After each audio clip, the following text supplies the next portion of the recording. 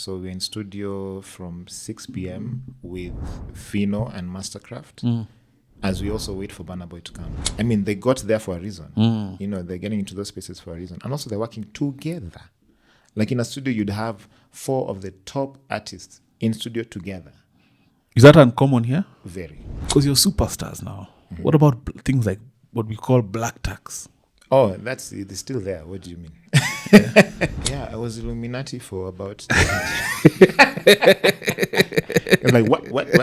I was like, hey. And that's the thing. With the creative industry, we've done so much with... In fact, I was going to say zero government help, but even most of the time, they are huge obstacles to us achieving what we need to achieve. And we want to work together. We're not saying that, oh, we don't want to work with you. We want to work together, but they also need to listen to us. And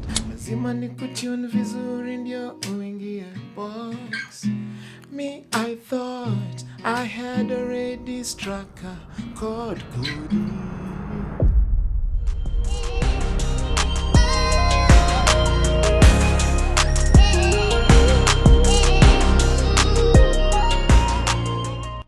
Every other time with Eric, and we're back. Of course, I always say with a riveting episode, but wow, this one is actually riveting, man. A cultural phenom, man. If you're part of African culture, if you're part of global music, if you're part of, you guys have scaled so high, man. I can't even express with words. Yeah. Polycarp is in the building. How you doing, brother? I'm good, man. Karibu sana. Asante sana, good to see you. What a pleasure. Yeah. What a pleasure, man. Yeah, same. You know, I have a very fond memory of you when you were very young. Yes. Talk about that. For those who do not know. So your brother, of course, you know, we were in the same class, Yes. same high school. Yes. And you were in Strathmore, right? I was in Consolata. You came from one. I went to St. Mary's, but I used to come pick Kevo quite a bit. So there's I don't know if it was an event or one of those Black Strathcup, Rocks. I speak of Strathcup, Black Rock, all of them, basketball. And me and Kevo are close. I remember you telling me, that's my small bro. Yeah. I was like, oh, wow. And I remember you so well. So it's so crazy. But I don't think I've seen you until the other day since that time. I had the privilege of, interesting. I met you at MP Studio. So interesting Yes, story. yes. So that time I think I was on episode 3. Yeah. And we had a hiccup with, was it audio video? And Yeah. we needed it fixed ASAP. And Yeah. I had to do some research. I called them up. And then that's where I was the other day. And I caught you in the middle of a session. Yeah. You actually paused the session to say hi. Yeah. What session was it? Who was it? I can't remember. Was It that was a lady. It was a lady. It means that probably. And then she was like, you're the guy for CTA. Yeah. And it was nice. You're very, very pleasant about it. But you are in that energy of we're in a session. Oh, yeah. Where that's the place where no one can get me out of. You know, if you're watching internationally, I mean, this guy still needs no introduction. You know, sometimes I have to sensitize my international audience. This is Polycarp. If you've been living again under a rock. Of Sauti Sol. Is it formerly of Sauti Sol? Formerly and currently. Currently of Sauti Sol. Yeah, both. How are you doing, Brian? I'm doing great. I'm doing good. All factors considered. Just keep on moving and really dope stuff happening as well. What are you currently working on? What's your... So much, bro. I don't even know where to start. Musically, so the thing with what happened after the hiatus is something very beautiful. It's kind of like a growth that none of us really anticipated, and personal growth, because we've been together 20 years, all our lives, because all our adult lives we've been together, and we still are together in a different capacity. So the solo journey so far, which has been I think a year and a half or 2 years now, full solo journey, has really, it's been, how do I put it, exciting, challenging in a very good way, because that's the only way to grow, because as a band we were growing together, and people never understand that you were thinking as one. Yes, we are 4, but you're thinking as one. So anything that you do is geared towards the brand that is Sauti Sol. It is to make that brand prosper. And you could lean on each other as well. Oh yeah. We always did, always, in terms of work, in terms of what is it? Just also being good friends. Like we lean on each other a lot. Up until now, actually. I just want to tell guys, we're not doing a life story here because your story is well known, well documented. Yes. So we want to cover the today version. And Yes. bro, the build up to the hiatus. Now, from your POV, of course, your fans were left when there's that gap of what everyone's trying to understand what happened. Yeah. But you guys, of course, were in the know. And what was the build up to this hiatus? What conversations were happening? What was happening in this season when you guys are like, okay, we'll take a small break? Yeah. Was it top down? Because of course, an entity like you guys, you have management, you have a label. How did that all happen? So it's been work in progress for quite a while, to be honest, because as I said, being in a band, there's great growth, yes, but then there's some stunted growth that also is happening at the same time, if you know what I mean. Yes. And we did speak about it in different forms, I'd say, because at different stages of our careers, we'd think of it differently. We didn't, like it's kind of slowly grown into what it has become now. So for example, I remember us saying maybe 7 years ago or 8 years ago, saying it would be nice if a time would come when we'd take a break. And that break could be in whatever form. It could be continue your music. It could be just stop whatever you like, just whatever. You want to go into farming, you want to rest, you want to explore, you want to be an accountant, whatever it is. Yes. CPA. We just knew that a time will come. So mentally we were prepared for it. It's now feeling together, all of us feeling that this is the time. Because we had it at the back of our minds, but it never felt like the time was right. Up until, I'd say, post-COVID, and we got into a lot of businesses together as well within the music industry. Notably, let's say the record label, and that started with COVID, just actually 2019, mid-2019 there. And getting into COVID, and then we were signed to Universal at that point. That's big time. It was big. But then now COVID happened, so there's a lot of traditional ways that labels used to work that they were completely caught flat-footed. And you guys had some very colossal things planned before COVID. Bro. I remember. It was going to be like a massive tour, massive, just putting the brand even more internationally. What kind of budgets? Still happened. What kind of budgets, man? Yes, I'm sure the budget was big budgets. UMG. Yeah, big budgets. And they invested quite a lot, and they got their money back, actually, from the music in I think in a year and a half. Oh, you guys recouped? Yeah. Wow. Because my understanding of labels, watching different stories over time, is that they hedge their bets on.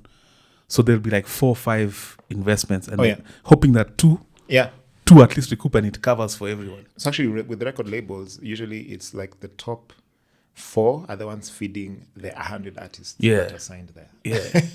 and so that's how it is, apart from the growth element around this hiatus, was there fatigue attached? Because you guys have been go. Oh, yeah. And that's what really came out now during COVID. Because COVID was a special time for everyone. It doesn't matter what industry you are in, you are hit in one way or the other. And for us, it was more of self-reflection, where you're like, okay, now we're at this stage, we've achieved quite massive things. Our biggest album was out at that time, Midnight Train. That was big, man. Yeah, it was big, and you're like, okay, we need to do justice for this. I think now that the talks of separation were now very intense at that point. So it was now really coming onto the surface where people are in their own space alone. And I want you to note that we've been together all our adult lives. We've lived together in the same houses. We've lived in 2 houses together. So a total of about 7 years. So you guys are more siblings than even friends. Oh, we are siblings, bro. We are proper siblings. Like, they're family. Yes. And we are bestest of friends. We're even together yesterday. Yeah. All 4 of us. And because you guys are contemporary, I mean, at the forefront of so many things, and contemporary meaning with the times. Yeah. So even as you're building up to this hiatus, is there a coordinated way it's done in terms of things like group therapy? Oh yeah, that's what we did. Because there's separation anxiety as well. Oh yeah. We had to do therapy, bro. Both And it group was and intense. individual. Group and individual. Talk a bit about that. About the separation. So actually, there's a point. I think there's so many things. Actually, you're getting exclusives, which is good. Exclusive. So I think the beginning of 2021 January, because we always love to plan for what's coming, and we literally sit down either the end of the year or the beginning of the year, just like any other big company, because we are a big company.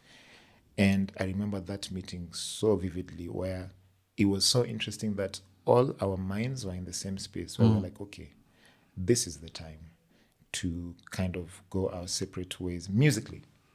All the businesses are intact and very much running, in fact, growing even bigger. So I'm talking about the record label, the festival, publishing company, kids content. So all of that is It's all blossoming so and good on the up and up, yeah. on the app. But then you're like, okay, we're at a point where we are mature of age and of music. We've done all that, not all, we've done a lot for ourselves and for the industry. And it just felt like at the age that we were at, and that I think at that time we were 35. And you're just like, yeah, this is the time to really path your own career. Sorry, rather, what do you call it? Pave your own path. Yes. Your chapter. Yes. And that meeting was quite intense. There was a lot of emotions actually that came out of that meeting. Give us a fly on the wall. Fly on the wall experience. Yeah. So I mean, people. Yeah, we were all because we were brothers. Shouting? And it's no. That's- Like emotional feelings coming out that, that you are just like, man, yeah, this is where we've gotten to. It is reality, and we need to make the next big step. And it's not a goodbye. It is a wacha niende hivi nikam. Yeah. Wacha niende hivi nikam. But everything else was intact. And I think now we, of course, now presented. So when you asked me before, because there are many layers, there's management, there's the record label, there's a whole team behind it. But we lead. So we lead the team, we lead everyone. Mm-hmm. So it has to come from us.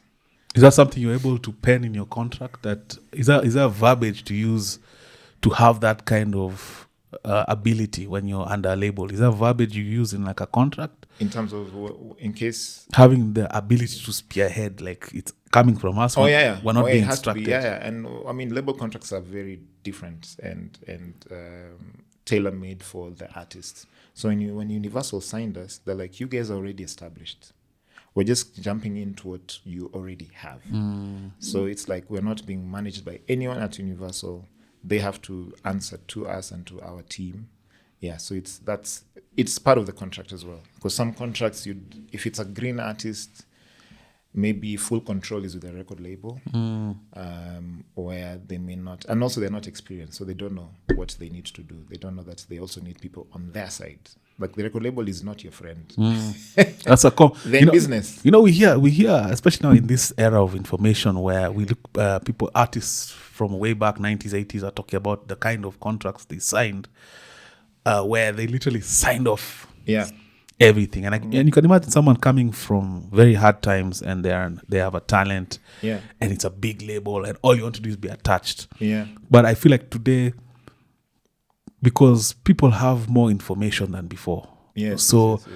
People have a wherewithal. That you guys being seasoned played a big role in the kind of agreements and contracts you allowed yourselves to sign. 100%. But you'll be surprised also, even with all the information, artists sometimes will just be artists, because you just want to make the art, and you're like, I'm not sure I want to know so much about the music business. But I'll tell all artists or creatives for a fact is when we started to think of music as a business fully, because that's what it is. It is full 100 a business. And when we started doing that, everything completely changed. Yeah, and that's when we knew our worth. We knew how to draft contracts, how to read through contracts, how to make sure you get the best deals out of whatever engagement you're in. Now, this next question applies to anyone who's doing anything in the art space, so to speak, including things like podcasting. Yeah. I want to talk about growth indexes. And you guys started off just as guys who love to sing. We want to have a musical career. Yeah. And I'm sure by the time you're here and the level you've reached, there are different layers of reaching a point of, now we've reached this level. And then reach another point of, So I want you to talk about those different levels and how you recognize them as they were happening. Like, now this is not just usani for fun. Yeah. Yeah. Oof. There are so many levels. I'll try and summarize and see if I can get at least five levels. 5 would be fantastic. So when we started, as you say, it was something that we are passionate. It's talent that we have, and also the thing with music and a lot of things in the art, a lot of careers within the art industry is the music inside you just has to come out. Like there's no other way. So it's gonna haunt you forever. So we found a tribe amongst ourselves, and we're like, okay, we have the same vision. Let's go.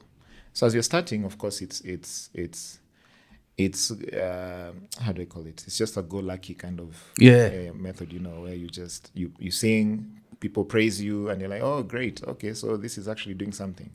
And then now realizing, we actually can make money off of this, because you're looking at it as a career. And you of course you look at people who've made it in the music industry, or who have big businesses and have actually made quite a good amount of wealth, and they're like, that's where we want to get to. But you're like, how? Well, there's so many things to maneuver, and the systems, even in the country and in Africa, are not the same as the American systems or European system. So you also have to now study the system that you're getting yourself into. So I'd say one big level was that we realized that we needed to be in the same space physically as a band to really grow. And there are good examples that were out there for us to really pick up from. Who are some of these true notes you guys? So like Queen, for example. Yeah. The big band. And at some point, they also used to live together. Just be within the same neighborhood, or just, somewhere around that, Savara is just there. And this is a factor of output, creative energies, synergies. Yeah. You can't be in another town and I'm like, bro, I think we have a song here. No. And actually, that's kind of was the case, because at some point, when you're doing the first album, Savara was in school in Egerton. So the other three of us are in Nairobi. And us were meeting every day. Then Savara would come maybe after every 3 weeks and has to find that fare, which is expensive. We are young kids. We don't have, coming from Nakuru every time to Nairobi is not. It's a grind, yeah. It's a grind. So if you listen to the first album, you'll note that a lot of Savara's verses were either towards the end, because he was coming when songs were already written. Yes. That's one example. And then we were like, okay, we need you to move to Nairobi. And he applied for a transfer scholarship, actually, at Nazarene, and got it. And then he was in Nairobi. Then we were like, whew. So that one move completely made us feel, okay, now we are all here in one space. So we can do so much more, So that was a point of realization. And then we moved in together in Buruburu, phase 3, a house in Buru. So mind you, we all come from very humble backgrounds. So I come from Kariobangi, South. Chimano comes from Donholm. Bien comes from Ongatarungai. Savara from Jerusalem. And we are all now going to this, I'd say, a middle-class area in Eastlands. Yes. A top Eastlands yes. Estate. And it was a big adjustment, because now we have to share split rent of 30K by 4. I'm coming from a home where my parents were paying 4,000 shillings rent to house all of us. Yes. And now I am moving by myself with no job except the music. That is the job now. And I'm moving to a house where I have to pay 7,500 every month. So this is literally lazima work. Lazima work. There's no lazima work. There's no other way. And isn't there something beautiful to that as well? So much. And actually, even when I look back, and even the many things that we want to achieve, because you started by saying that we've done a lot, and we feel like we're barely scratching the surface. But from our past experience, that that attitude or ambition or drive of always wanting to say it has to work and going for something that usually you may feel because of your upbringing or your society around you and everything, you just feel like, hey, that's a big risk. I can't take that. It's very easy to just sit back. And you said such a key thing that we all are victims of. I think even outside the art realm, it could be career-wise as well. Yeah. When you want to transcend, there's this societal thing of, what do you mean you're daring to be different? How dare you dare to be different? And sometimes it's not direct. Sometimes a bit of it is also in your head. And but it's people projecting their own fears. Yes. So how did you escape that velocity? Because it's there. It's there. I mean, the good thing is, as I said, we were really aligned as a band. Really aligned. So I feel having that support of knowing I'm not doing this alone, first of all. So if I don't know if you guys cuss in this. Every other time with Eric, bro, feel free, man. I was gonna say if shit hits the fan. Feel free. You're Nindogo, you're Sikubwa. If shit hits the fan, you're like, okay, we are together, you know.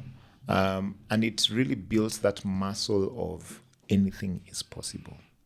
You know, because you get to a place, okay, now we've moved to Buru, you're like, oh, wow. We're living in a standalone house with a full compound, and now we started getting cars, for instance. So we started fixing our dad's cars, actually, because most of them were now dead or immobile.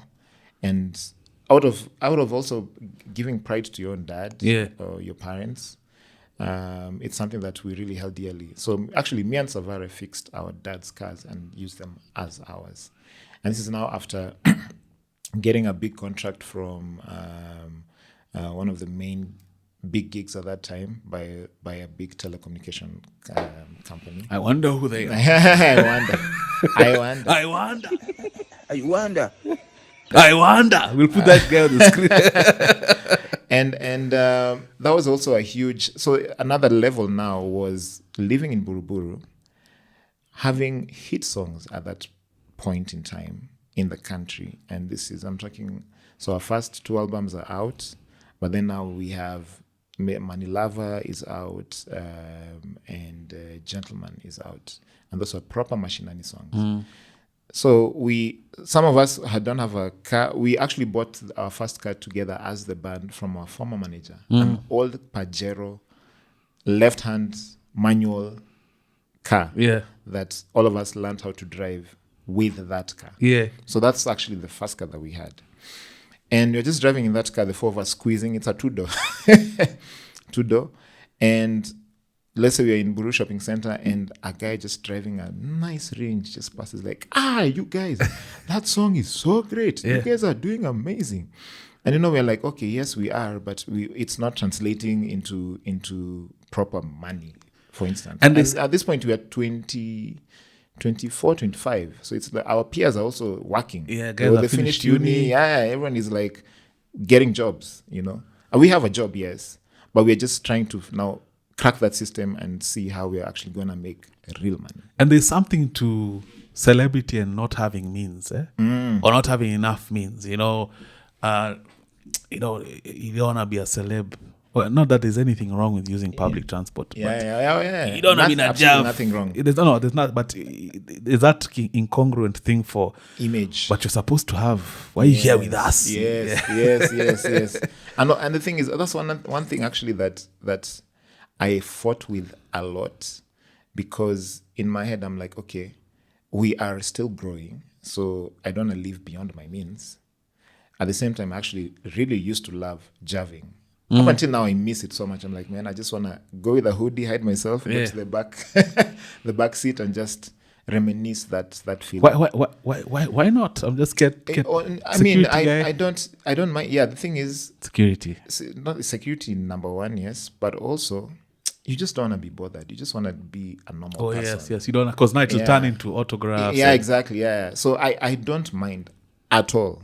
Like, it's something that I actually crave and want to. Even going into town, just walking around. I used to love that so much. But now it's like and people are different also. That's me as my character. Too much attention for me is just like, bruh, like, I just need my own space. Yeah. But now, as I don't know if of course you are familiar with the Temptations. Do you ever watch their movie? Which one? The Temptations. Yes. The one that was done about them. And yes.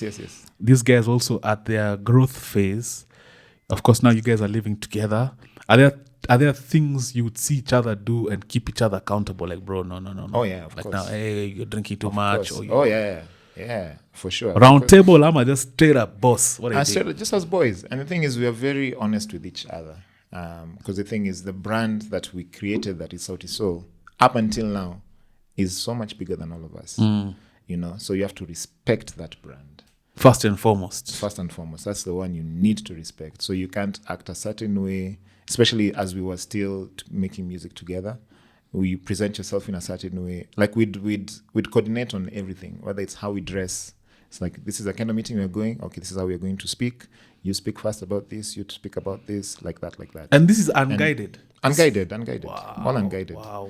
And when it comes to now stuff that, you know, we'd feel would bring the brand down, or, you know, so we'd speak to each other. If someone is drinking too much, like, bro, you need to reduce at this point, you know, just because I would have been kicked out of that band. I know. I mean, not now. Back then, yeah. But we were always very, very open with each other. It's like, okay, you need to put in a bit more work, you know, or you've been missing. And people, the thing is, you don't realize that we are also humans, and people are going through stuff even just by themselves. So there are moments in time when I am low. You know, I'm in a season where I am either mourning, I'm going through a heartbreak, whatever it is. So the others actually notice and they pick you up. And they're like, okay, he's not at his best, so we're going to pick him up. So we'd always be each other's keeper. In anything that's negative, positive, everything was always... We always spoke about everything. So at this phase, what I'm hearing in my interpretation of things is you've kind of gotten a new level of proof of concept to yourselves and to the public. Yeah. What was the next level where things are getting real? You know, that one for we're going somewhere now. Yeah.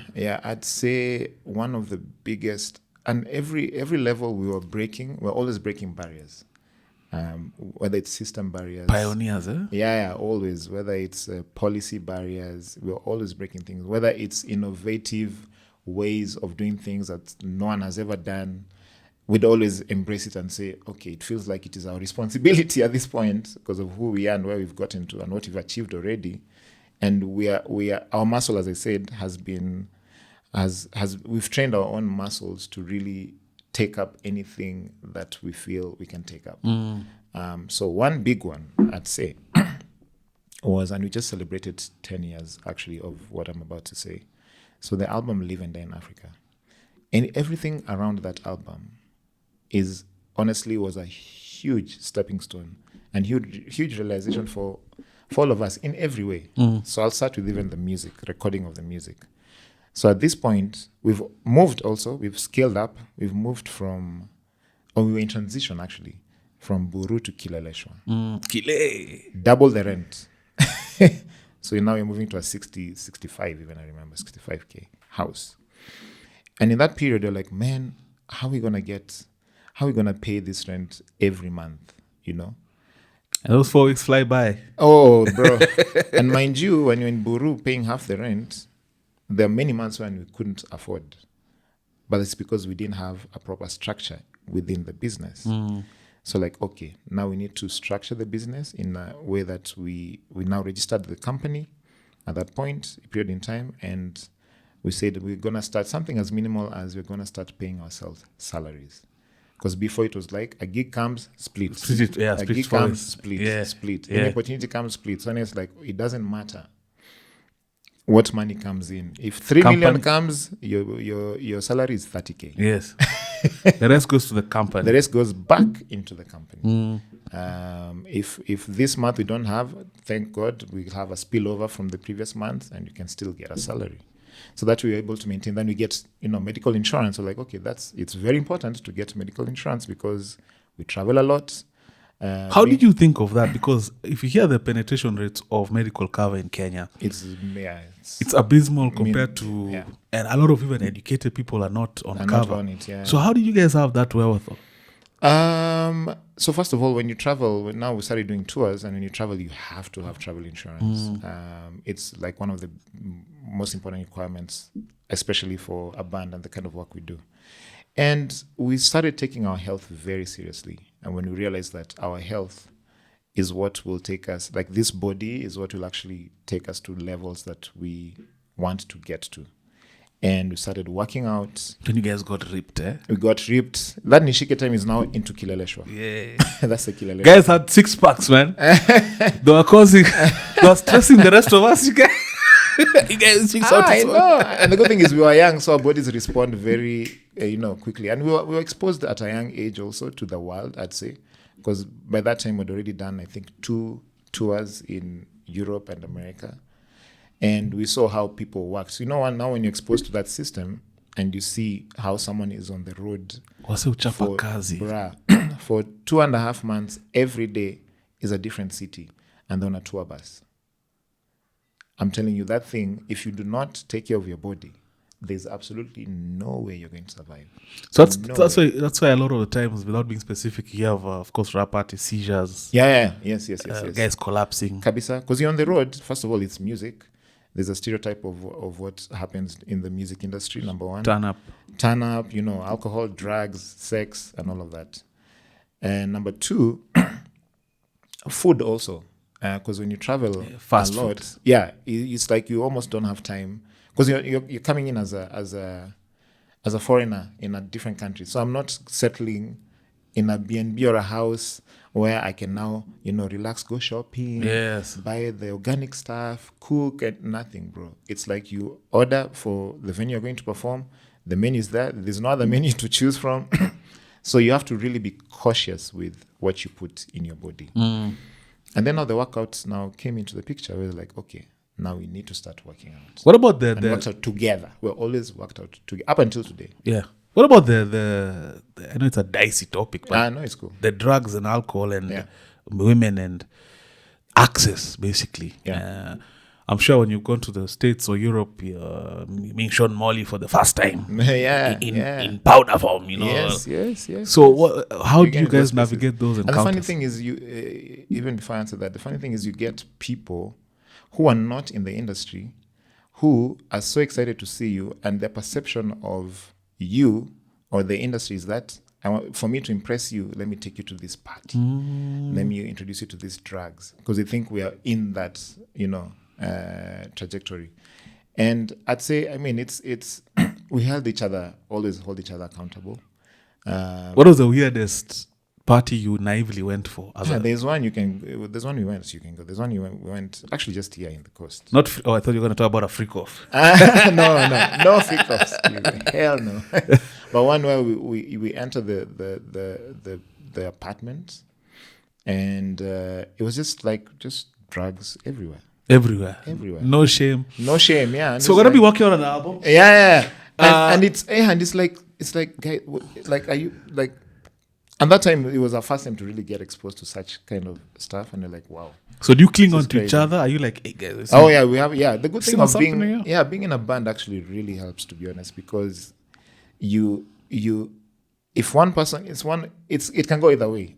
If one person starts, maybe one more will join or not, or you'll take them and tell them, "Yo, bro, just don't." What about a natural human curiosity to experience?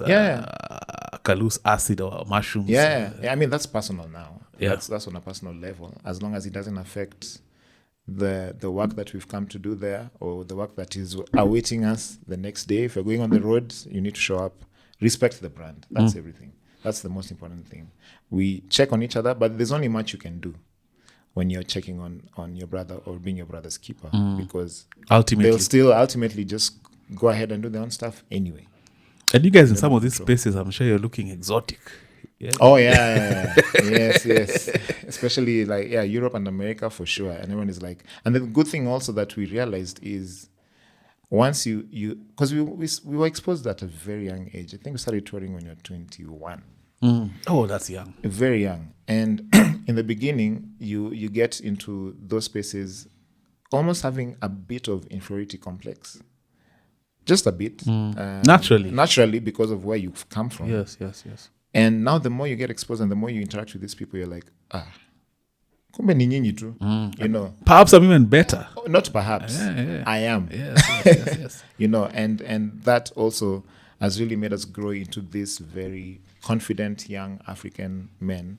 And now that the exoticness now becomes even more appealing. They're like, oh, wow, this is an African man who... Confident, knows his stuff. Is talented, has a Grammy. You're like, oh, wow, okay, great. They're very interesting. So the health and consciousness around it was a second inflection point in yes, in this journey. Huge. And up until today, we swear by it. And what about the behind the scenes in terms of, because I stand corrected, I'm imagining you have a manager, like you guys have someone managing you, managing affairs. As you scale, how much bigger is a team becoming? That's actually a very good question. I feel like for us, it was, as you're growing, of course, you're excited and you want to do the most. And it is the natural progression. You know, it's like, okay, now we are making this much money per year and we want to achieve this now. You know, every time we get somewhere, we win an award or we get the amount of money that we were looking for, we always like, okay, well, we've done it, so we can do better. So we move. So there's a tendency of thinking that the more employees you have, the faster you move or the farther you'll move forward. And especially in the music industry where there isn't enough expertise when it comes to the professional side or the business side. Is that in our context? In our context, yeah. Okay. There isn't. Like, it's not. You wouldn't.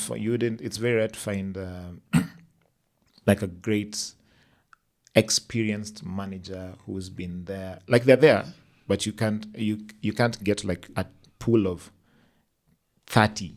But it's because you're also victims of being the first. Exactly. No one knows this level. No one knows. Exactly. Yeah. To be honest. And now we had to create structures within our business that actually make sense. So at some point, we now are employing too many people. We got an office, a beautiful office, and we had management then, and then now we're now creating this whole company and trying to fit in, you know, to even create roles, to create, I'd say, positions. So team of 20, 30, 10, 15? I mean, the biggest we had, I think, was maybe 11. So that wage bill would come end month. Yeah. It's a huge wage bill. Damn. Huge wage bill. So now we got into this business program, Stanford Seed program. They do a business kind of mentorship program, I think once every 2 years, if I'm not wrong. And we were the first entertainment company from the continent to be picked to be part of it. Yeah. It's almost a year-long program. The Stanford Seed. Wow. So that completely changed everything for us. Because even at some point, even as artists, and we are the businessmen also, so there's a time where we kind of really concentrated on the artistry and left a lot of the business to the management, which I do not regret. It's not supposed to be that way, but it was a phase when we needed to create a lot. It's the live and die time that I'll still speak about. And it was just the way of saying, we give you full trust in the business, let us just do the music. And now we got to realize that we are the vision bearers also. We are the ones we are the culture shapers of the company and the vision bearers. So we need to be leaders. So it may seem like it's a lot of work, but we need to take it up ourselves. You can't outsource vision bearing. You cannot. Yeah, you cannot. That's a lesson I keep learning in my capacity as in this podcast space, trying to push culture. Yeah. You cannot outsource the vision. You cannot transpose the vision. You have to lead. You have to lead. You have to. And now with the Stanford Seed program coming, and we got, like, they really took us through, it was it is the best thing that has happened to us business-wise. And now it took us to a level where we're like, okay, we're not thinking of this just as a local company, you know, and the structures need to make sense and be efficient. So at the end of that year, we just had to restructure, I'd say. What are those conversations like? They were some of them. They were good, actually. None of them was really was something that, oh my gosh, like, why would you do this? I think also some of them did not really understand. And that sometimes comes with leadership. It's like some decisions you have to make. Tough decisions that only you know why you're making them, and actually how you're going to solve that particular issue in the future. Like, what are your plans? Did you ever experience, there's this thing I keep hearing, especially in the Western context, where artists, of course you guys are in the Kenyan context, like a basic standard education is almost a given, like high school, that's a given. So you have some implicit knowledge about finance. But you'll find in the West, the people who are coming from completely uneducated backgrounds, and when they start making it, they're called business managers. Yes. And those business managers proceed to shaft them entirely, because you're literally giving this guy your accounts, controls, and then you're saying, and then pay yourself this much. Don't touch this one. Did you guys have, from this management environment, did anyone betray your trust in any way? Betray your trust? I mean, those ones are there. They are there. I wouldn't say that it was anything to do like massively like money or like someone embezzled some crazy funds are like, yo, how could you do that? But people are conniving, people are cunning. It's just nature of humans, or trying to do things that do not align with our vision, and that we always had to catch and stop and be like, you can't do that. You cannot fly. Yeah, and also it's a culture that you create. Like they know when someone comes into a company and know this is the culture of the company, even if previously they've tried some shoddy stuff, they'll be like, here, I cannot try.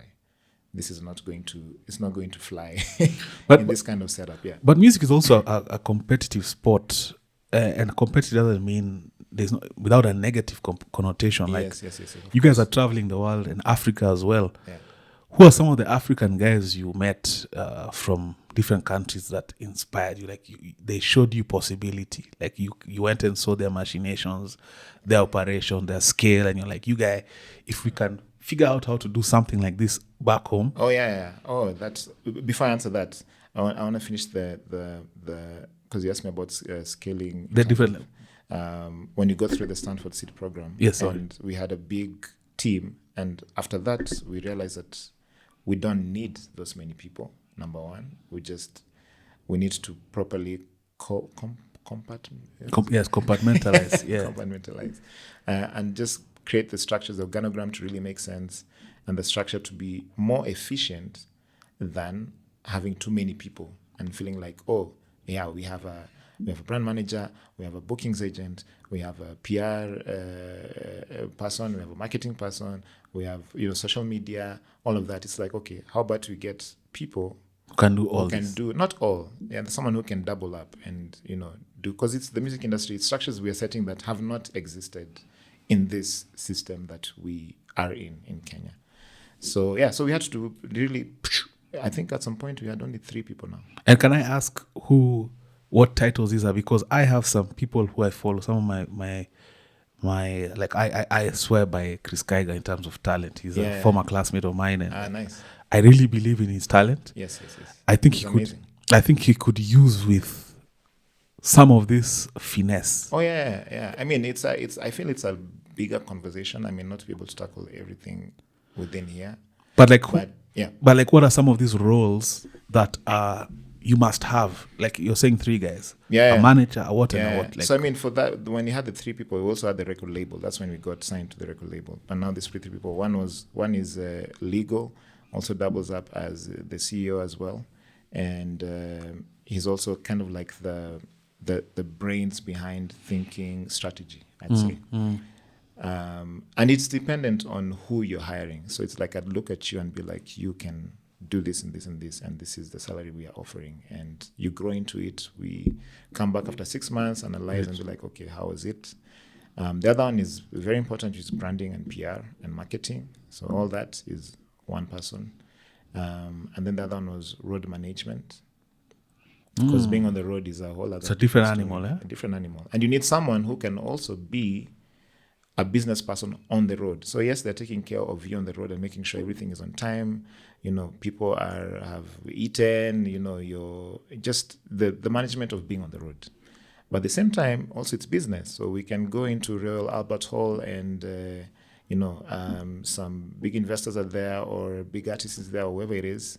So how do they show up as a manager also in that kind of scenario? And potentially acquire new business. Wow. Yeah. So it's all adjustable and dependent on who you're hiring and the main positions that you need. And without being specific, I know I've given my example because I'll say it again. If people watch, I believe so much in Chris Craig. I think he could be way bigger. Yeah. So do you sometimes watch other artists from here and you're like, if this guy could just change this and this? Of course, all the time. Do you give them counsel? Oh yeah. I mean, it's an open door policy. I think for all of us in the band. Even for me, man, you gave me when I was 2K in and you gave me an hour of your time on the phone. I remember. We spoke. You gave me quite a few insights that I still hold to today. So and I mean, what am I doing with what I have learned and gained? And I can't keep it to myself. What's the point? That's the whole point of humanity, I guess. And it's just to pass on to the people that need it. Yeah. Because I'm also gaining from other people as well. And I'm also gaining from you. Yeah. No one is above than the other. No one is bigger than the other. It's how you do your stuff. And also because as you get into your own path, you also find your own unique ways of doing things. And you're like, oh, this worked really well. And you'd advise, if a new podcaster would come here right now, even with your 1 year experience, it means everything to that person. Yes, absolutely. Everything. So we always want to pass the torch to whoever. Anything that we learn, we always pass the torch. And this next question still ties into the levels thing, because at this point, you guys are already the biggest musicians out of Kenya, undeniably, at this point. Yeah. And of course, you're traveling Africa, traveling the world. But I'm curious around which guys you could interface with. There's some people you just bump into and you see that what they're doing, you're like, whoa. Yeah. Like, so that's the question you asked. Yes. So in Africa, 100%. I mean, of course, you go to, and I tell a lot of artists here, I'm like, please, get on a plane, save up. Because people always think that you wait for the money to come, and then you're like, okay, now I'm able to go.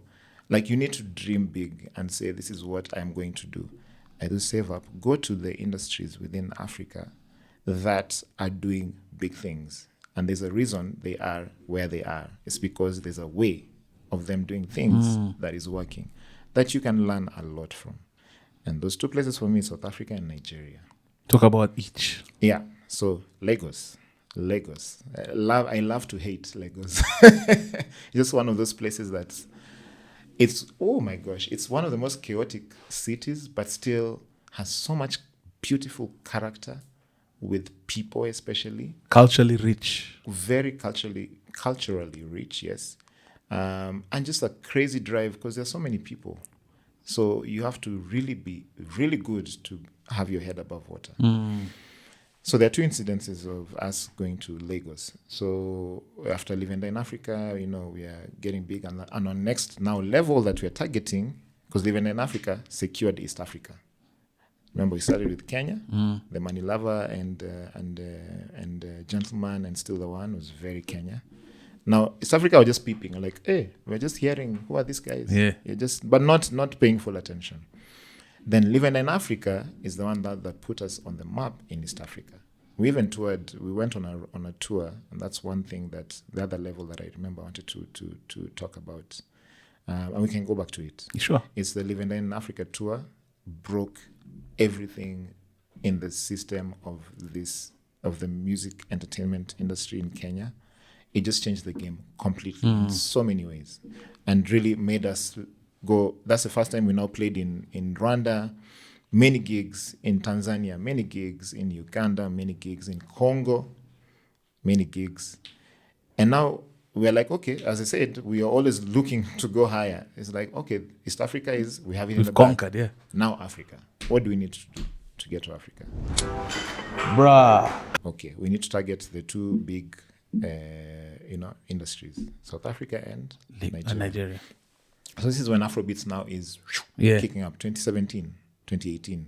Afrobeats is just blowing up. Davido, Wizkid are doing the magic. So we're like, okay, we need to go there. We need to go to Nigeria and work with these people. And they know of us now. We've met in award ceremonies. We're friends with some. And collaboration is now a key thing Yeah. at that point in time. It's like Nigerians want to collaborate with East Africans, South Africans want to collaborate with Nigerians, like that. So we're like, okay, we need to go. So we are planning. I always say, dream big. Don't think about obstacles and money, and that's energy. That will come. They'll come. Yeah, it'll come. It will come as long as you have set your plans right. It will come. So we set our plans, and we were like, we need to go to Nigeria to record with. I remember we had a list of Adekunle, Tiwa Savage, Burna Boy, Fino was there, Mastercraft, just like almost 7 or 8 big artists. And we did the budget, and we're like, okay, how much money do we need? 6 million. Okay. Do we have that money? No. So what do? We don't know. So we actually went ahead and borrowed money from one of our friends. And they were able to give us the money. And for us, it's an investment, because it's like this music that's going to come out of here is going to pay back this money very fast. Shout out friends like that who have 6 million to give. I know. and are willing to give, but of course they have to believe in what you're saying. They have to believe, yeah. And they're like, okay, you're going to pay this back in how long? We told them 4 months, 5 months. We're going to pay it back. Like, okay, cool. It's fine. So they gave us the money. And we went to Nigeria. Now, when you're working on money that is not yours yet, you give your all. You give your all. And I'm telling you, when you got into Lagos, we just completely were mind blown by the work ethic that those artists, the whole ecosystem has. And we're like, no wonder. Is that 24-hour economy? Wonder. Oh, 100%. 100%. Do you think that holds Kenya back generally, not even just in It does. It Like does. by 8? You mean in the creative industry? Generally. Generally, yeah. I mean, it's not a full 24-hour economy. I'm just talking about the music industry, to be honest. Which, I mean, the music industry in itself is a 24-hour economy. Yeah. Because anything can happen at any time. I mean, yeah, I think everything else outside the music industry, creative industry is just like Kenya. It's the same. But with the music industry, man, we were just completely surprised, pleasantly surprised by just how hard those people worked. And we thought we worked hard. Because when you're recording Live and Die in Africa, we recorded every single day for 1.5 years. Every day. Every day for 1.5 years. Day, My God. minus a Sunday, of course. Here and there. Here and there. That's But all. every day. Because we have the time. We don't have kids. We are young. No, but Polycarp, it's important to mention that, because especially for the generation after us and after you, like sweat equity, man. Like people need to realize that for you to transcend, you almost have to be obsessive about what you're doing. Completely. You cannot be laissez-faire, like I'll record on Thursdays and expect to have a Grammy. No. Yeah. No, you have to really dig deep. And this is at a point when we are discovering ourselves musically. We have stopped working with other producers, and now we're producing ourselves. So, and you're integral in that. Yes. So that time is me and Savara producing our own music. And that's the first time we actually started doing that ourselves. So we are self-dependent. So we are all focused, and everyone, sometimes working with people outside, as you say, they're not your vision bearers. Yes. A producer will just decide to what is it? It's the work to ghost you. It's the work for hire principle. Yeah, exactly. Yeah. It's very hard to work with works for hire. It's very hard, yes. So you're like, okay. I remember even that time I was like, okay, what is our biggest obstacle? Production. I'll pick it up. That's literally how we... You picked up production. Picked up. I picked it up. You're saying that casually. Picked it up, and it literally saved our lives, to be honest. It saved our lives completely. So anyway, Lagos, man, the work ethic was just beyond. I remember one incident, the day we recorded Burna Boy. So we were in studio from 6 p.m. with Fino and Mastercraft. As we also wait for Burna Boy to come. So Burna Boy and Fino are very close friends. I don't know if they're still close, but they were like literally best friends. Yeah. And they were neighbors also. Yeah. In Ikeja Estate in really? Talent like that came from one estate? Yeah. Wow. Yeah. Well, I think they moved into that estate. It's like a La Vie now. You just move into there. I don't think that's not where they grew up. Okay. So we're there recording, and we're looking at the time. Bana has not come, so we just keep recording. And then we had an interview the next morning, I remember. So like, okay, it's 1 a.m. He had a shoot, actually. So he was not doing anything on purpose. Because He's not being a diva. He's not being a diva. And he's a very pleasant guy, by the way. And our chemistry has always been so good. So we wait 1:30. Then I'm like, man, let's just... I remember our manager that time was trying to get in touch with them, but they were still shooting. And we waited, and then like, okay, let's just wait a bit longer. Then 3:30 a.m., we're like, okay, we have an interview at 7 a.m. Let's just go and shut our eyes for a bit and then go for the interview. So as we're walking out, nigga walks in with like, I think on entourage, can't remember. 40 deep. No, they're not many, actually. They're not many. He's like, where are you guys going? It's like, I guess we are here. And we were so tired. We were beat. Because I think this was maybe day 7 in Lagos. So we've really worked. We've recorded Tiwa Savage already. We recorded that Dekunle. And who else did we record at that time? Just a number of Nigerian artists and producers as well, working with other producers. And he walks in with this massive energy and after shooting. Yeah, after shooting, exactly. So even we thought, even in our thinking, we're like, he's probably tired. Let's just go. Yeah. We have 4 more days. We can try and catch him. But then also the back of your head, you're like, you may not catch him because he's very busy. He walks in. We are like, okay, he's here. So guys, wake up. Let's try, do something. African Star. We had written maybe 1 verse. So we played for him outside as he bumped into us there. We're like, okay, could you play for you the song and maybe we can record some other time because you must be tired. So we plugged the guitar, started playing African Star. And bro started vibing immediately. He wrote his verse there immediately. We're like, okay, let's go to studio. Went to studio. That is the fastest song I've ever recorded. That's the level of talent also. But also hard work and zeal and drive as well. Wow, he was able to... Yeah, because you can say you can have the talent, but you can say, let's try another day, man. I'm beat. I'm tired, and it's okay to be tired. It's not that you don't force yourself, of course. Yeah. But I think also he saw that this is maybe the only chance for us to be here together in the same room together. So we might as well. And he was already focused on coming. Yeah. Because after he was doing the shoot as knowing that he has a studio session, and is not going to not show up. So he came and we wrote in less than an hour. The whole song was done, full, all of it. Was that a new experience for you? Very new, very new. And even how they work, because we are songwriters mostly, where we sit down with a guitar, write a song, and then that translates now into production in studio, and then that comes out. We rarely would write on beats. And now Lagos has to shape you up like that. So your way of working has to, in everything. They would work in an apartment, set up a simple studio. The acoustics, now me with my detail. Yeah. You're a sound purist. And I'm like, man, how is this gonna sound? Oh, the mixing is gonna be so cumbersome. But you just let go. And they're like, okay, this is the best situation we can find right now. We're in an apartment, and with Davido we recorded like that actually. In his empty apartment, he was just moving in. It was one of his apartments. And he brought a setup there, and we went there. He came with I think there were almost 20 people in that. And Davido, what we see is what you get. Davido is the realest guy. Same guy. The realest guy. That energy. Realest. And he never forgets you.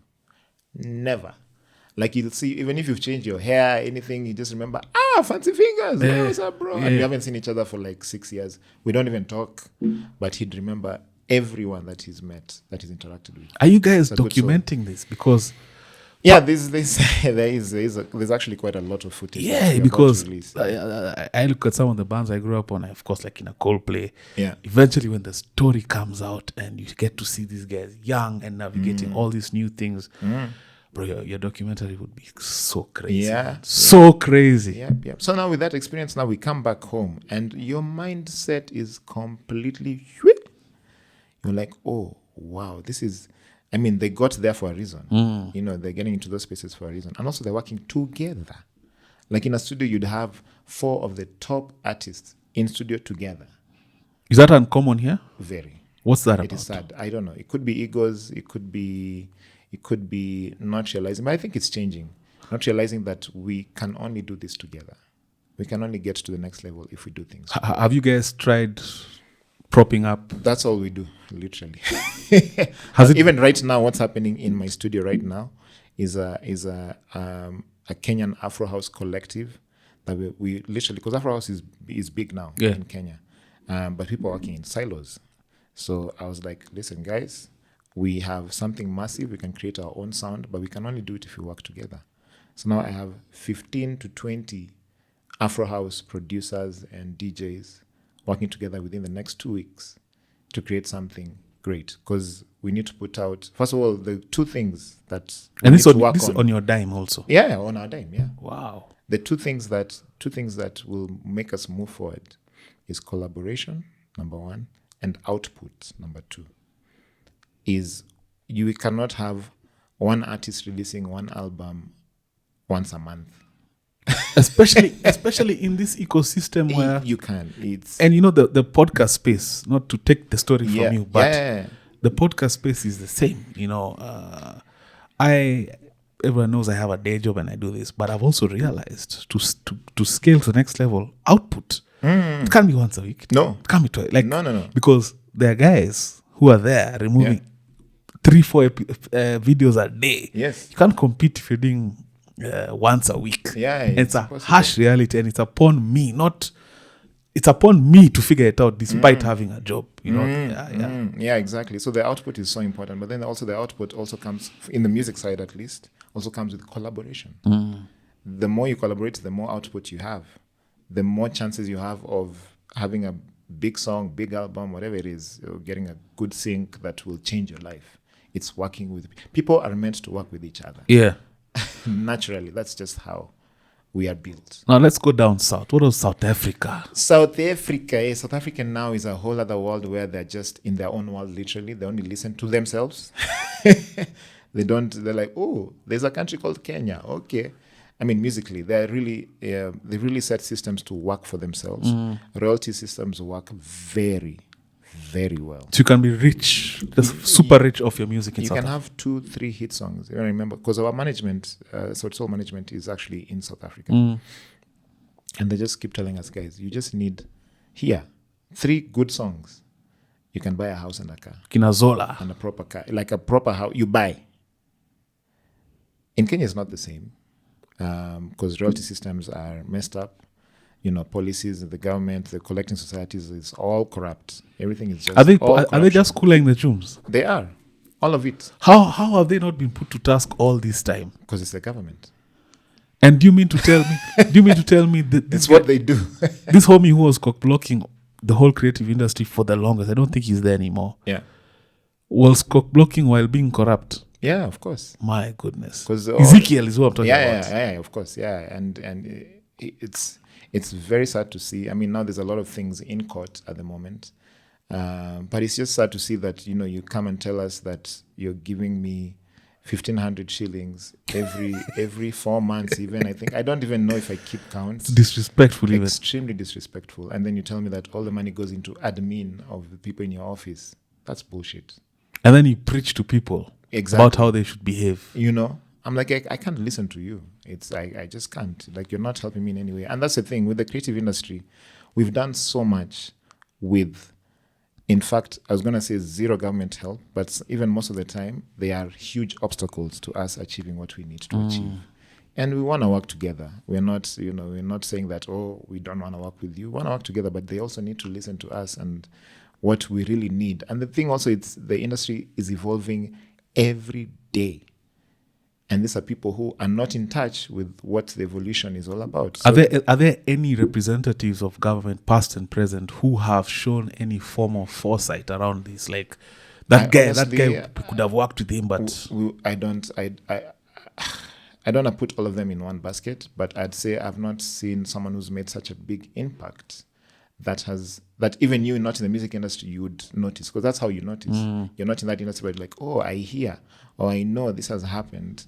And this is the kind of impact it has had in the industry. Does this mean off the government? Does this mean some of you guys would have to double up and take such roles or front people? You imagine you have to, because now we are leaders, and we have, like, we do so much to just make things work for this industry, and it means so much to us.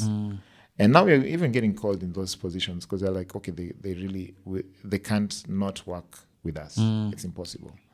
And I do hope it gets better, to be honest, and to have people who really care about the industry in those positions. Not that you've been appointed by some top government official and it's a kickback and you've been given that position and you're acting like you're doing stuff and you're doing nothing. You're just collecting for yourself, you know. Yeah. Talk about essay. Essay. Now, the systems work really well. That's where all the big record labels are as well. So in terms of the infrastructure also, there's a lot of really good infrastructure that is kind of lacking here, or we're getting there, we're building them. The talent is massive as well. And the competition is high. So people know that if I work this hard, if I do this and this is achievable. So they already see it. They're like, see, Nani has done this and this and has this.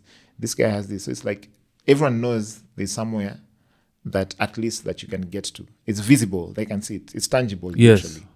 And that's what really... And that really helps for the psyche. Oh, completely. In terms of motivation. Completely. Yeah, it gives you some assurance in what you're doing. Yeah. And risk versus reward. Which guys do you meet? Do you meet the late AKA? Do you get to meet? Yeah. All of them. Everyone in SA is our friend. All the artists there, we interact with every single one. That AKA story hurt me, man. Like, it was I was coming back from SA, and I was at the airport and he was running for a flight. I remember he had a cool bag and chains and he was running. I'm like, AKA, and then he stopped, took time, said hi to me. He's like, told him cool. I'm Kenyan. Yeah. That stuck with me, man. So, of course, I loved his music, man. That one really hurt my heart, man. Yeah. No, you're sad. And I mean, the gangs in SA are real also. So. Oh, yeah. Yeah. And it's getting worse now. It's getting worse. But that doesn't take away from the brilliance in the music and setting up systems and working together. The reason Afro House is big is because South African acts have decided to really come together to bring out this sound that is very much theirs, that no one else can do. And that's why they are taking over. I'm a piano. Yeah, and South Africa has always been there. It's like even since the Kwaito days, they've always been there, not making too much noise. They're not like Nigerians. They will not go, making a lot of noise. Not that it's a bad thing to make noise. But they just naturally always are just there leading. Yeah, it would always permeate globally. It always, always. The Amapiano completely cut through. Now Afro House is completely cutting through. Kwaito did the thing. Even before that, the likes of Miriam Makeba, Hugh Masekela, like they always have just massive people coming out of there.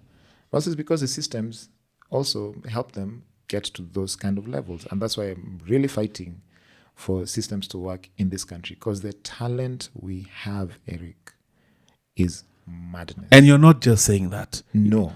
You've touched on the different levels so well. New levels, new devils. Yeah. You guys face things like, because you're superstars now. Mm-hmm. What about things like what we call black tax? Oh, it's still there. What do you mean? That one is... It's still there massively, and it expands across even the whole extended family, usually. Are you talking about black tax in terms of family? Yeah, right? Family and descriptively, it could be beyond. Yeah, it could be beyond. I mean, because people always feel entitled, with music, because you're in the public eye. And it's a job like any other. It's like, can you imagine now, even you being, this really established pilot, and now you're in the public eye, but let's say before. Yes. And everyone just wanting something from you because they see you. Yes. Not because you get that much. You must have. Or you must have. Yeah, you must have, because I'm seeing you. So you're prospering, right? Like you're where we want to be. Yeah. In quotes. So there was increased pressure ever since we started out. Even when we had nothing. People in the estate now, because where you grow up in, and someone sees you elevating, and they're like, you see, you are my boy. See, we do this.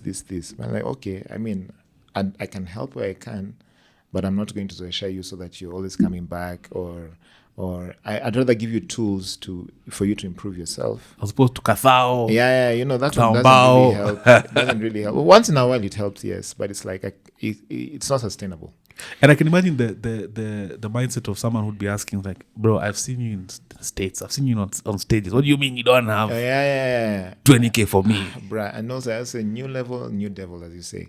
Because and that really changed my mind or my perspective, because I'm growing up in a place where, from a place of lack, let me put it that way, for lack of a better word. No pun intended. No pun intended. A place of lack, LACK. And there's so many barriers that you break along the way, and perception of even money. And because when you grow up in that environment, you'd think that because someone is now a doctor and has a job, that they have the money, you're entitled to their money, for instance. But also, new level, new devil. This guy is not living in the same house you're living. So the rent is, they may be earning 200K. Rent is what, let's say 80. And then they have, whether it's car insurance or whatever it is. Like before, they have money for themselves. They've paid the house help. They've paid all these things, all these bills. Amebaki tu na ka 30K ama ka 20K ya kumshikilia sasa. So it's a different lifestyle, yes, but everything's commensurate. Like you yeah, exactly, yeah. So I can't think that, now I'm gonna go, and if I ask him for a loan of 100K and he says he doesn't have, and I'm like, what do you mean you don't have? Yeah. So how do you decide? Of course, there's sometimes intimate family, that could be parents. Yeah. How do you decide who is deserving? So the thing is, it's a tough one, to be honest. Deciding who's deserving, is anyone really deserving? I mean, your parents, I guess, are a no-brainer most of the time, not all the time. Not all the time. Unless you're from Kingston. Yeah. And then another thing also, something that was on my mind that I wanted to say, you have to kind of cultivate a certain culture and kind of tell them that this is what I can do, and if I don't have, I don't have. Or this is a system, or whether I give you a monthly stipend, and so that you don't have to ask for me for small monies every time, or this, and that depends on who it is that you feel is deserving, because every family is different setup. It's like, okay, guys, this is what I'm going to do every month. I'm going to give you this, and we're planning this and this businesses together. This is how we grow. So everything is unique to itself, but you have to be the one to dictate and to guide them. Otherwise, human nature, everyone will just come to you, and they'll get used to knowing that, hey, Polycarp, every time you ask, he gives. I saw a very interesting version of Cedric the Entertainer. I was talking about how he has one family member who every family member deals with this guy. By this bus, I trust this guy enough to divvy it out. I don't want to hear anything personal. Yeah. I don't want to hear, my son so is sick. It's this much. This is the pool. Yeah. This guy, I trust him. Yeah. However you divvy it up, that's up to you guys. Yes. So I mean, with black tax, it's sometimes like, you wish you were not in that position, but you are. So you kind of have to do what you can. Also, just work towards getting financial freedom. I think that is usually the target, to get financial freedom, so that these things don't have to be such a pullback. Because sometimes they pull you back because you want to achieve something, and you're pulled back by these needs of other people. Of course, are attached to you. It's a conundrum, actually. It is a huge conundrum, and also the African culture and African setting. It plays a huge part as well. And you've touched on Africa. You guys have transcended East Africa. You've gone to beyond East Africa. What about the West? How different is it when you land that side and see how they do things on that side? Oh yeah, I mean that's also another level completely. Is that's the level? That, I guess, it's the global standard. It is, and that's where we are. Getting into. And when you get in those spaces, systems are completely different. Systems work for them. Entertainment industry is a $1 trillion industry in America, for example. So you get there, you get somewhere like LA. I was in LA last year for the Grammys and my own other businesses. We'll clip that statement. I was in LA last year for the Grammys and my own other businesses, man. And getting into rooms that the band has, we've worked so hard to get that name and also be accepted in those rooms. And even just having a Grammy, you just get into those rooms. And now you see the highest level of work. So I remember being there, and this is now us doing our own solo stuff. We're not as Sauti Sol, so you're standing by yourself. This is before the Grammy, before you've won the Grammy, or no. After this is last year. This is last year. Oh yeah, when we are all doing our solo stuff. So you're a Grammy winner. Yes, yes, and getting into those spaces, and to your question, seeing how they work, because that's the highest of the highest level. So I get into a studio where I'm with Rihanna's producer, for example. I'm with Kanye West's producer. This is real life. Yeah. This is actually happened. And you're with them. So first of all, of course, you have to carry yourself like you belong. Is it surreal for you at this level because you've made it, basically? But are you having moments of... I mean, yes and no, because there's always a level above. Yeah. It doesn't matter. There's always a level above. You could be the richest dude, but you're not Elon Musk. There's always a level above. So that's how I see it. And when you get to that level, it's because you deserve to get there. So when I'm in those spaces, there's no... Well, the me now is not like... I never feel inferior or lesser of the person that I actually am. Because I'm like, there's a reason I'm here. Can you fan out, or you have to? You fan out, yes, but in a way that is not like, like I can't believe I am here. Oh my goodness, it's like, I really, really, really love you. You inspired me, like a proper, how do I say, acknowledgement of that person that still dignifies you. Still dignifies you, of course, 100%. Yeah, so that's delicate. It's a delicate balance. So let's say I'm in studio with Kanye West's producer, and we're just chilling, London. And he's younger than me. Yeah. So also it's like those ones and he's even looked at me with respect. He's like, hey, you've achieved this much, you're older than me and stuff like that. And because everyone is human. Once you just have a human relation and break that barrier of ego or, and you just connect to that human being, everything else just flows. And now getting to that level, you realize that you belong, you're just as good. And now you see how the systems work, and you're like, okay, this I want to apply back home. Or this is something that I want to adopt for myself even. This is a crazy work ethic that I feel is amazing. So an example is in studio with London. It was just me, actually. I was in studio with him, and we're working on something. And this guy gets a call from the Kanye West as I'm there. You witnessed. So he calls like, yo, what's up? Then he walks away, then comes back. He's like, yeah, I need to leave. He needs me to review the album and pick the songs for the album. I'll be right back. Vultures. I don't... That was last year, so I don't know which album. That's Vultures. Could have been Vultures. That album is fire. Yeah. Fire. Yep. Wow. And he came back after... I thought he would stay there. And he's going to another place. It's like maybe from here until, I'd say, Lavi. He goes, and after 2 hours, he comes back. And we continue to work. And he doesn't have that, He's not like, he doesn't come back and say, yo, you know what happened? Like he's just giving me stories. It's another day It's just another day at work. But also now when you're left in studio in that environment, what luxury is at your disposal? Because this is another level. Like it's not biscuits and coffee. What luxuries are there for you? Oh man. So in this particular scenario, it was a huge house in the middle of LA, and LA is expensive, bro. I remember driving in and wondering how much is the rent in this house, because it's smack in the middle and it's a big house. LA is freaking expensive. I was like, this rent has to be at least $12,000. At least $12K. At least. Damn.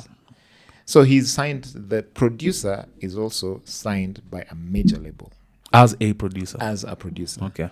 And he's been given that house that has 4 studio setups inside, and it is work.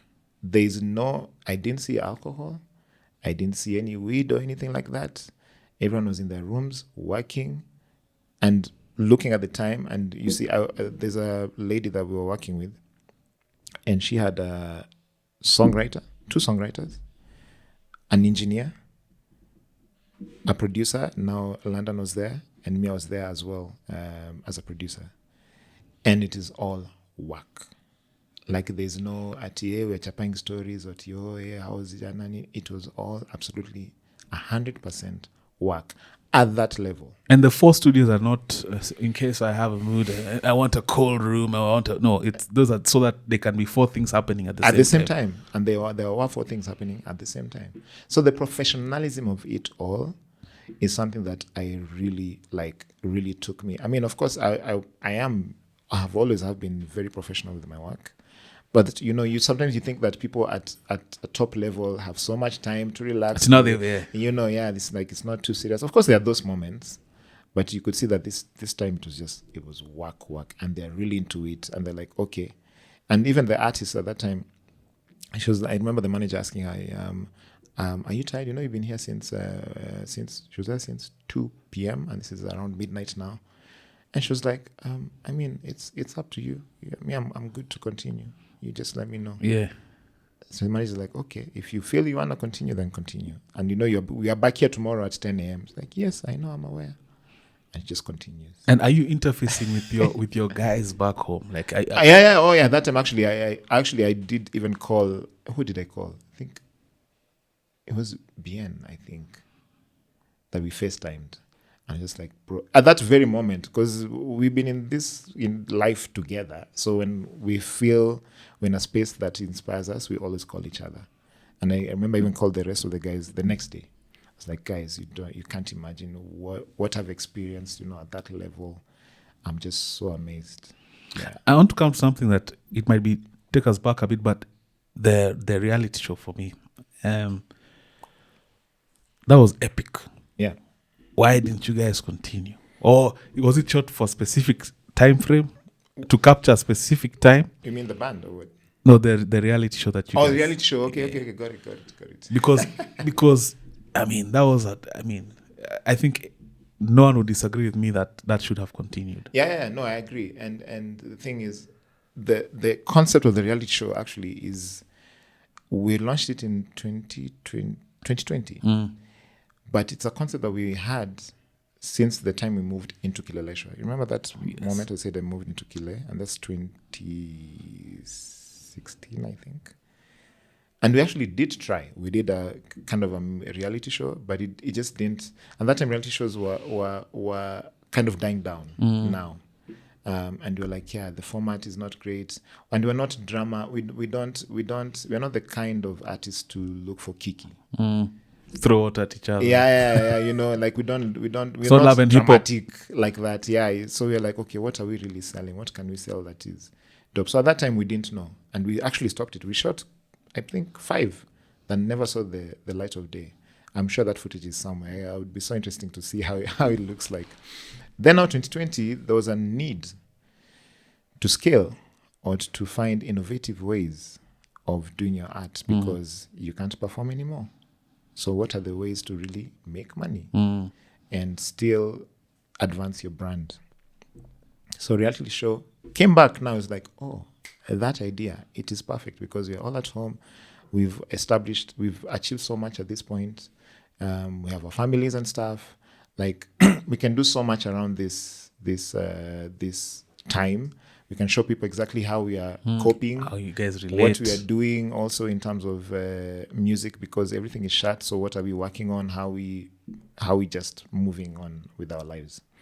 So yeah, that was the whole idea to start it, and it was fire, man. It was fire, and we did continue. There's a lot of stuff that we shot that didn't really come out, and I guess with the hiatus at that period, because the hiatus is something that has happened for it was in the process for 3 years. It's only last a year and a half ago that we now cut out completely. But there's a period when we coined the term "alone together." When you remember, yeah. And that's we were in 1 foot in, 1 foot out. And that is very confusing. It's a transition period. Even that for is your needed, fans. even for ourselves. It's like, okay, what things are we doing together and what things are we not doing together? Okay, now that you're doing solo stuff, I'll get a gig tomorrow, I'll get a deal or whatever it is. But then I also have to think of the band, because that's all that I've always been thinking of all my years. So I don't want to affect that brand. So in that period, there's a lot of things that, like the reality show, that we kind of had to rethink and restructure and see how best to really, because with the reality show, we have to be together all the time. Oh, yes. Yeah, but now we are doing alone together. So now there are moments where I need my alone time to do my alone stuff.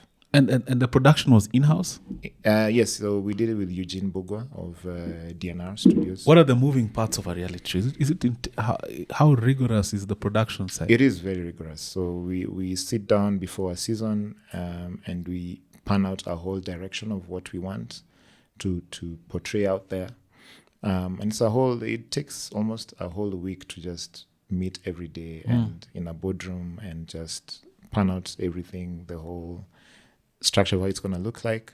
And then now we start shooting now the scheduling. So now at that point it was like, who is available at this time? Because now we're doing alone stuff also. So it was quite hectic scheduling. DNR of course came with the whole filming crew and producers and everyone, so that we are all aligned. Yeah, but it's the many moving parts. And now into TV now, we have to get a deal with a TV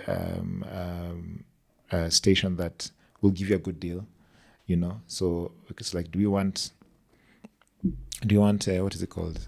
Free to air, which doesn't pay much, very minimal, but the thing goes out to the whole country. Yeah. If you're going to Citizen TV, then it's like Mashinani, everyone gets to see it, to watch it. So is that what we want? Or do you want to go with a Showmax where you get paid a certain amount that is way more significant than getting on free to air? But of course, it's honestly subscription only, Then we have our own YouTube channel where we also, in the deal, we cannot put the same thing that we give, yes, this Showmax. That's with that exclusivity. Yeah, exactly. So it's too many moving parts. Too many. But now when you talk about, because I want to pivot into the transition from this point. Yeah. When you guys talk about alone together, speculation, of course. Of course, typical Nido. Let's say there's a Beyonce in the group. There's all this manner of speculation starts. And another one I heard was, and I don't know if this is true, it was contractual. It was contractually based, where there was something to do with the way you were signed to a label. And for you guys to kind of wiggle your way out of that contract, you had to create, because the group is what was signed. Yes. We're no longer a group now. So yeah. So there was all this speculation, which is true. Yeah. And of course, I know you've talked about the personal growth. It was time. Is any of this speculation? I mean, where they smoke, there's fire, I guess. So, no, the main thing was that we wanted it. I think that's what should really be out there, is that we coined it and we wanted it. And even we went through therapy, as you mentioned before, and it's something that was also inevitable. So if you fight it within the group, then you're the one who's going to get hurt. It's like, okay, you need to accept that this is where we're at and this is where we're moving. With the contractual thing, that was an after. It was like, okay, now we want to go separate ways. And we're like, oh, snap, wait, we have a contract. What does it say? So we went and looked at it, and we were signed as a group. You're right. So we can do whatever we want as individuals, because that's not how we got signed. So I don't know if you know the Prince story where he changed his name to... Yes, famously. The artist formerly known as Prince, just to get out of his contract. So it wasn't that kind of situation, but there was a loophole that worked for us. And the label, the Universal label, they're cool with it. It's not something that they're like, oh, it messed us up. We still do owe them an album, and that shall be done. But yeah, it was just a very cordial way of not. We are not getting out of the contract. We are still actually part of the contract as the group. But as individuals, we can do whatever we want. Where does independent indie measure up with being signed? Because there's two arguments on both sides. Indie, the argument is in mainstream perception is I keep the money. Yeah. And the benefit of label is it's a machine. Yeah. We're able to permeate further. Yeah. And we had, I remember we had that dilemma for almost 2 years. We were in conversation with Universal for 4 years. In conversation. 4 years. 4 years.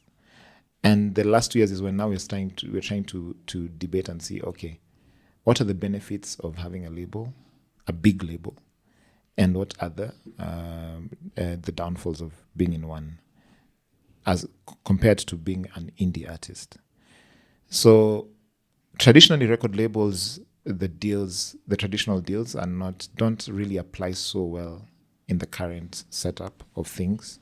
So most of them actually are adjusting. Yeah, so it's not the same format. So most of them are adjusting. Either they license your masters for a period of time. Some of them own the masters. You have to be so clever and also, diligent with looking at the contract to make sure that you get what you want. And that's why the negotiations took all that long. 4 years. 4 years.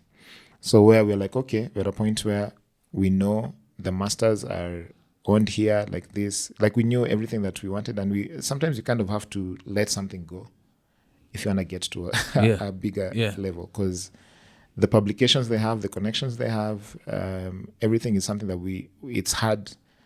You can achieve it as an indie label. It's not that it's impossible. In fact, many people have achieved it. 5 times the work, though. Yeah, exactly. It could be 5 times the work.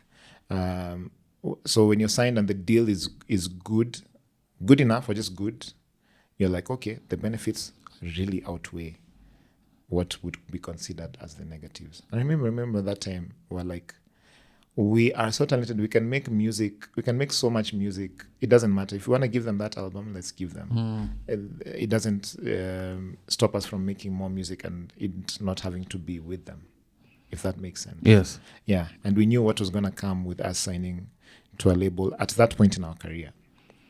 And we saw the benefits are like this, we want this. Now, we hear all these theories in Africa and beyond. It's a common theme when it comes to matters music. Yeah. And people like to try and tie music and success in music with some satanic connotations. We hear things like Illuminati, cabal, sacrifices, rituals. Is this something you've come across at any point in your career as Sauti Sol? Yeah, I was Illuminati for about... I'm like, what? I was like, hey. No, funny enough, we've never really encountered anything like that. I think... Or had from a closer range than public perception. I guess, and especially in levels of industry like LA level,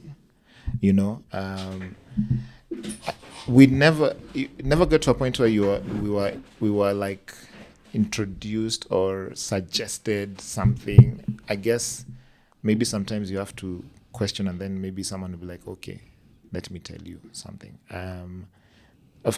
I think music is something that is one of the most spiritual things that many people don't have a full understanding of, including ourselves as musicians. So it's inexplicable, is that the right word? Yes, it is. How big, impactful music is in our lives, whether you're a musician or not. So sometimes that understanding, it just makes you, it's like how the hell was MJ the biggest thing ever with no social media, no nothing at that point in time, and people camping at concerts weeks before, waiting for him, and then he shows up and they faint. So everyone will always say that is not normal. So there some accusations that say maybe they could be right, that they're there. But I think a majority of it is just music is so powerful beyond human understanding that sometimes when things like those happen, we don't even know. We don't understand. Do you think music changes our whole? Music is everything. Do you think the music industry toyed with that idea as well? Because I mean, we saw in music videos all the symbology. I guess. The satire. I mean, of course, those sects are there. It's not that they're not there, and they're powerful sects that try to rule the world. So they are there, and I guess maybe there's some people who are in it. But honestly, I've never ever been approached or had anything within that line, and I've been with the top of the top. So the reason I bring this up is because I want you to sign. I have a bring it. Wow, but this is interesting. So at this point now, I think most recently, you started a brand. Yes. And a brand of guitars. Yes. And I brought them. Yes, in fact, we'd love to see some. In fact, not only would we like to see some, you could just do like a 30-second number for us. Yeah. When, do a number. That is so Kenyan. Can you give us a number? When my producer was telling me, it means that the name of your brand stands for Msewa Wire. Which one? There? The name of your brand. Yeah. He was explaining to me. Oh, he's in your look. Yeah. So talk about that. Talk about the brand. Talk about the name. Talk about how the journey has been so far. Oh, that's a beautiful guitar, man. Thank you very much. That is beautiful. It really is. Wow. Talk about Jawaya, man. Yes. So you said it right, actually. Jawaya. Yeah. So Jawaya is it's a dream that I've had since I was a kid. I didn't know this is what it was leading me towards. So I used to make guitars out of kasuku tins and wires, and not functional guitars, just for fun. I was very handy with a lot of things. Handsy. Is it handsy? Handy. That's how you picked up production. Exactly. I used to paint, draw, I'm really good with my hands. Pick up something and it works. So with this brand, Jawaya, so it came to life properly, I'd say last year in LA, actually, when I went for one of the biggest music makers forum, I'd say. So all the companies within music, tech in music, companies, sound companies, production companies, everyone that's in that ecosystem, that's the biggest festival in the world. It's called the NAMM show. So it was just a week before the Grammys. So I was like, okay, I'm gonna go there and do my other businesses. As this is the other businesses that I was saying. So met really good partners that collaborated with. Told them about this dream, and we were very much aligned. So I was like, okay, I really want to make the first premium brand of guitars coming out of Africa for several reasons. Number one, there isn't any brand of instruments even coming out of the continent. Why? I don't know. Absolutely, like this. None. Maybe not that I know. Yes. Let me just say it that no, way. But we could have known about it. Plus, when you think about the names that are there, they're not African. It's very... Yeah. You'll have Yamaha, you'll have Fender, you'll have whatever, any other brands, but there's no African brand. Yet music is such a core, part of our being. Yeah. So that's one thing. Number two is all these limited mental barriers that we have as Africans. Some of them have nothing to do with us. Like it's just conditioning, upbringing, environment, opportunities that you can't really access, or you don't even know. Like unajua hapa ndio mwisho ya maisha. You don't think that I can go up there, and you say going there, hiyo tumeachia wazungu. Yeah. Unajua, I make a car. How can I make a car? That is not something that you can dream of doing. Can you think you're white? Yeah. Exactly. Yeah. And even you get discouraged from your own parents, from your friends, and everyone around you. So this is also just to empower the young African kid and tell them that nothing is impossible. Absolutely nothing. Who says you can't make a guitar that will compete with the best of the best in the world?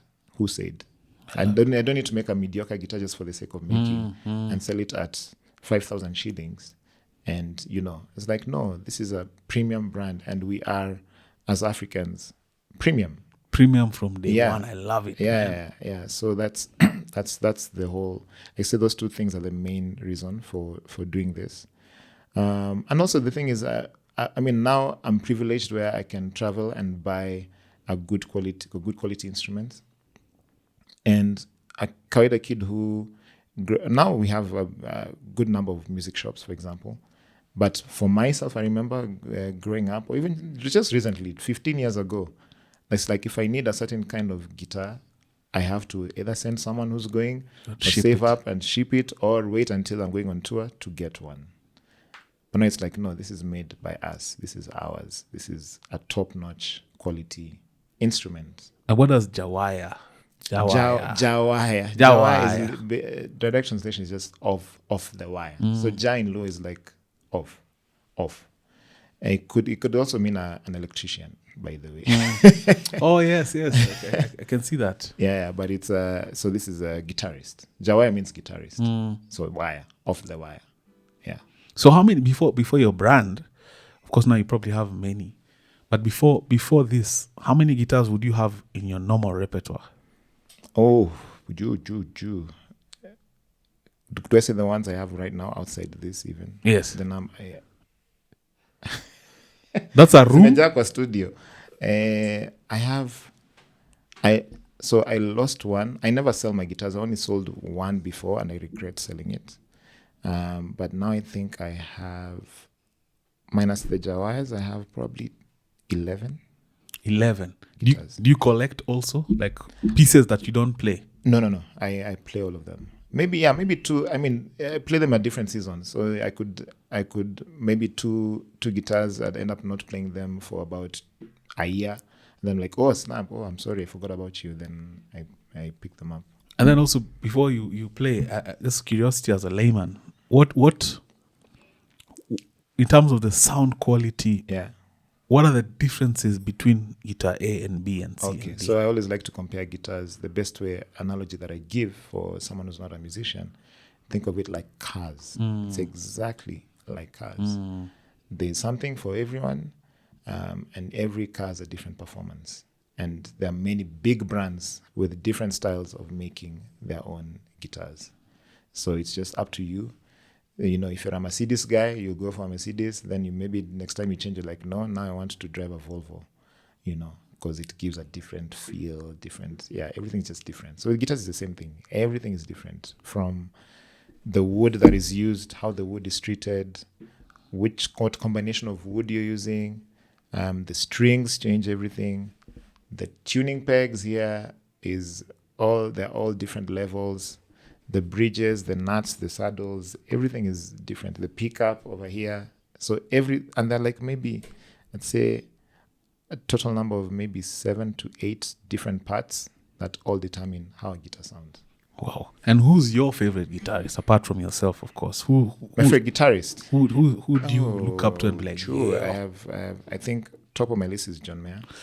Sergeant of Coffee Pump will be so happy to hear that. Oh, really? He's obsessed, man. Like John Mayer is everything, man. Everything. And he doesn't to the mainstream. Yeah. He doesn't get enough credit for his guitar skills. No, because I've realized in the guitar world, and Prince is my other person actually. In the guitar world is, if you're a singer and a guitarist, they'd rather rank a pure in quotes guitarist than go with you who's a full-on artist, I'd say. Yeah. So you'd have Slash over Prince, for instance, and all musicians will tell you, Prince, without a shadow of doubt. I played with his band last year actually. So they were doing a tour, like his band. Yeah. His band director, and they came to Kenya, and I played with them, a show with them. Opened for them and also played with them. And man, I'm telling you, I got in depth to learn more about Prince, and I just become a serious fan since then. Did you nerd out? Completely. Another person is Lokwa Kanza, who's my biggest inspiration. He's Congolese. We'll be putting all these guys on the screen in case people... Oh, yeah. So Lokwa Kanza is just literally my icon in everything. In guitar, my guitar style, acoustic playing, I got a lot from him. Singing and vocal arrangements and harmonies, I got a lot from him. The Africanization and mixing jazz with Afro is just, he's mad. completely mad. He's my biggest inspiration, hands down. Do you name He's your Congolese. guitars? I do, actually. But the Jawas, I haven't named them yet. Are they The female? other brands that I have, all of them are female, of course. Because even like aircrafts are all female. Oh, you name your aircraft. Yeah, they always refer to it as she. She's behaving like this today. Yeah. Oh, yeah. I mean, I've even written a song. I'll sing that song. How about Do you Jawa? need? Oh, it's okay. Actually, I could. Are they- No, it's fine. So every other time with Eric, we have Fancyfingers in studio. Take it away, man. Your favorite song. Anilwanga ni Jawa to inge jatu. One wakilo no to malich maliet ma pek ma. Anilwanga ni Jawa osiepa jatu. One wakilo no to malich maliet ma pek ma. Nyakoni kakimba ka slowly. Girl, you take control of me. Kakimula mula.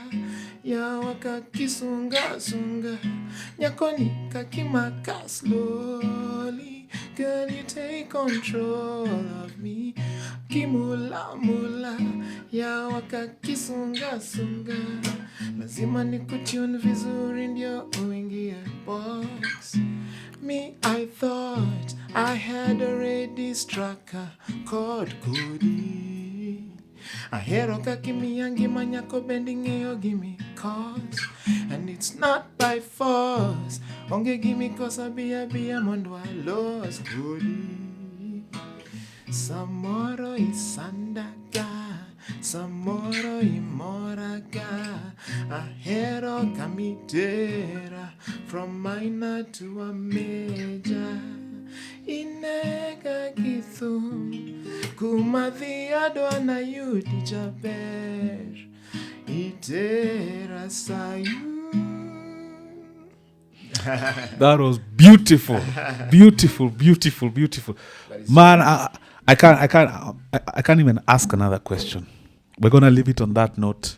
Yes. Oh, we leave it there. I think we're gonna leave it to that note. That Super. I just want to emphasize that for me, this is a historical moment. You know, Yeah. I was telling him before you came, Yeah. having you here, Yeah. what you represent, what you guys have been able to do for Kenya. I'm not gonna say the culture because Yeah. it transcends. Yeah. Is and you coming here also for me means the world. You know, it generally It's does. an honor to be here, just so you know. Yeah, and Yeah. it's a historical moment for me, you know, Yeah. because I will look back at certain moments and certain interviews, certain podcasts, and know, like, this is also one of those acts, you know, to have a member of Sauti Sol Yeah. in your studio. Yes. I mean, I'm definitely doing something also correct. No, you are doing a lot of things correct. Yeah. So it's been a privilege, it's been an honor to have you here. Your story is so amazing. Thank you. The barriers you guys have pushed, you know, that pioneers thing comes an extra layer of stress because there's no blueprint. You're creating the blueprint. Oh, yeah. And now others are gonna come after you and benefit from that blueprint. 100%. Yeah. So to many more. To many more. Yeah, and thank you as well. You're doing absolutely fantastic job in the podcast, space. So thank you so much for putting our stories out there. I always say I love meaningful interviews that really are impactful at the end of the day. It's not just about kiki, as I say, Yes. or just trying to get views. It's just about having impact, and that for me is very key. So thank you very much. Ladies and gentlemen, Polycarp Fancyfingers, it's been an honor, it's been a pleasure. Every other time with Eric. If you haven't subscribed till now, you are slacking. Yes, you sir. are slacking. Subscribe. Subscribe. Bless Asante you. sana, brother. Shukran. Thank you. To many more. To many more.